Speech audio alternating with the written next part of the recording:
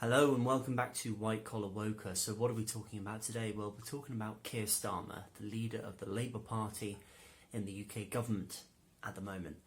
Now this video is entitled Kier Starmer Needs to Go for a Reason. If you look at my past videos, I've not been impressed by the Labour Party in 2020 at the start of 2021. The reason is because my opinion is that if you are in the opposition party, you should have an opposing view.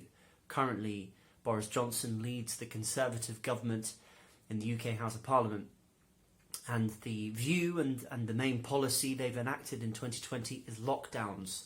At the moment the UK is rolling out a vaccine, but that only started in December 2020. Really, the whole year from March until February at the moment of this recording has been lockdown.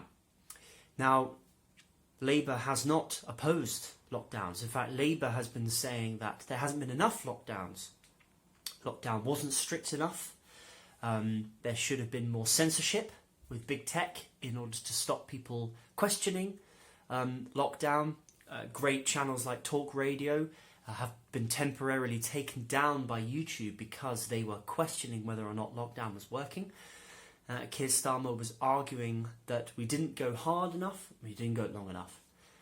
In my opinion, that's not an opposing view, and in fact Kier Starmer has offered no positive criticism of the UK government. He seems to be sniping from the sides. Now, I'm not saying that the Conservative government has done everything perfectly, but you need to hold the government to account. That's the point of the shadow cabinet. That's the point of the opposition leader, and Kier Starmer has not done that.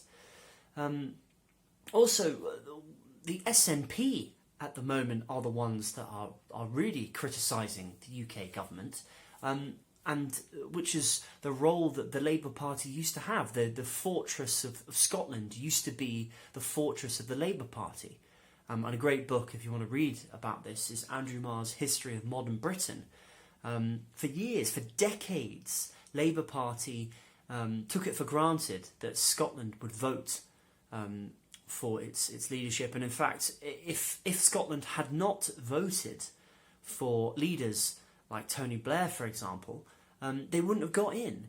But all of that has changed because the Scottish have realised that Labour are not arguing for a lot of what their constituents and a lot of those civilians want. Scotland is historically, and I know this very well because I've lived in Scotland, my family is partly Scottish.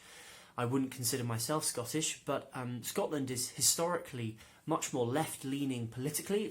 I wouldn't say it's a socialist state, but it's a lot more left-leaning than England. Hence why it has a propensity to agree with a lot of the EU legislation.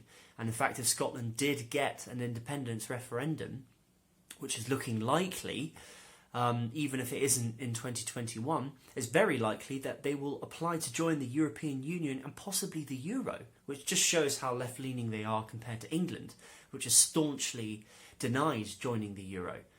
The point is that Kier Starmer has not won Scotland back over. They are, for better or for worse, sticking with Nicola Sturgeon. And not only that, he hasn't done his job of holding Boris Johnson and his government to account. He needs to go. Anyway, my book is coming out this year, A Letter to the Boomers. It's all about millennials and boomer generation speaking. If you want a free copy, please sign up below and that will be emailed to you. And until next time, see you guys soon. Thanks, bye-bye.